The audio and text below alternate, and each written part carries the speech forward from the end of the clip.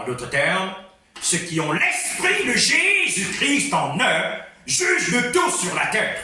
Parce que c'est que l'Église doit comprendre, ou ceux qui prient doivent comprendre aujourd'hui, c'est que le Seigneur de gloire, quand il monte dans le ciel, il nous donne sa gloire. Et la gloire qu'il nous donne en réalité, elle ne doit pas être statique.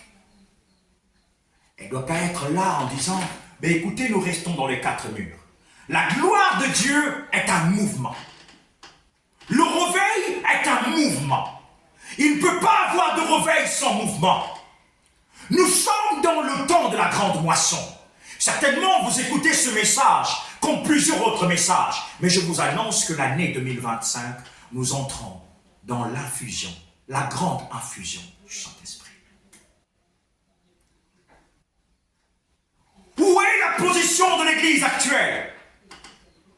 Le mouvement. Dans quel mouvement l'Église se trouve?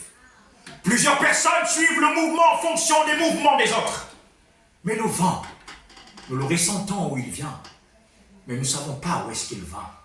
Et Dieu, c'est le vent.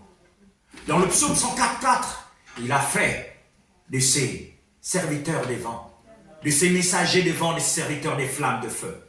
Nous sommes le vent. En d'autres termes, ce que nous devions comprendre, c'est que les fils de Dieu qui sont le vent, les messagers qui sont le vent et les flammes de feu.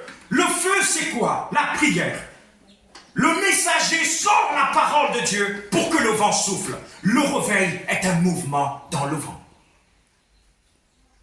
Le Saint-Esprit est celui qui donne l'esprit à notre esprit, qui donne vie à notre esprit. En d'autres termes, je ne sais pas si tu as un corps animal ou un corps spirituel. Parce que si tu es un homme spirituel, tu dois juger de façon spirituelle.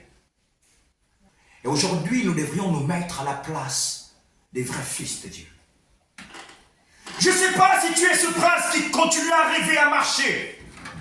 Je ne sais pas si tu es ce prince qui continue à te dire que les esclaves sont sur les chevaux et toi, tu continues à marcher. Ta position déterminera qui tu deviendras demain. C'est ta position dans le mouvement qui fera que Dieu se lève.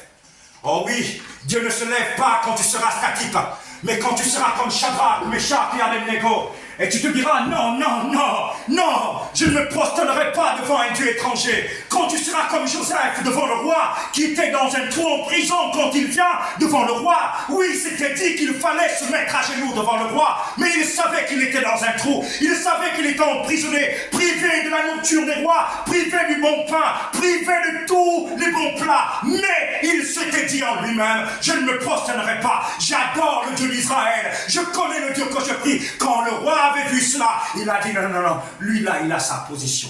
Plusieurs ne connaissent pas leur position pendant qu'ils prient. Je ne peux pas suivre la position d'un homme. Je suis la position du vent de Dieu. J'entends la voix de Dieu parce que je suis un fils de Dieu et je juge parce que je suis un homme spirituel. Je juge de tout. Je juge de tout.